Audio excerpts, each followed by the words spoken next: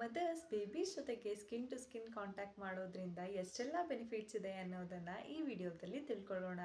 ನಮಸ್ತೆ, welcome back to ಪರಲಾಗ್ಸ್ Kannada. ನಾನು ನಿಮ್ಮ ಕಾವೇರಿ.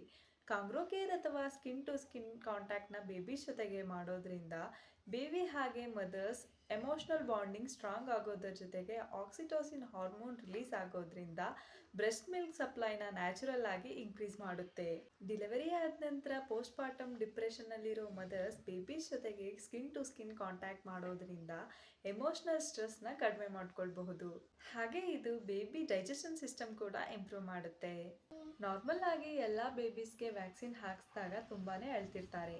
ಈ ಟೈಮಲ್ಲಿ ಬೇಬೀಸ್ ಜೊತೆಗೆ ಸ್ಕಿನ್ ಟು ಸ್ಕಿನ್ ಕಾಂಟ್ಯಾಕ್ಟ್ ಮಾಡೋದ್ರಿಂದ ಬೇಬೀಸ್ ಕಾಮ್ ಆಗ್ತಾರೆ.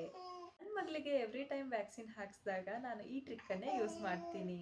ಬೇಬೀಸ್ ಜೊತೆಗೆ ಹೇಗೆ ಸ್ಕಿನ್ ಟು ಸ್ಕಿನ್ ಕಾಂಟ್ಯಾಕ್ಟ್ ಮಾಡೋದು ಅನ್ನೋದನ್ನ ಈ ವಿಡಿಯೋದಲ್ಲಿ ತಿಳ್ಕೊಳ್ಳೋಣ.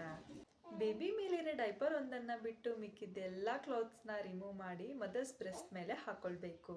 I hope this video helps you. Thanks for watching. See you in the next vlog. Bye.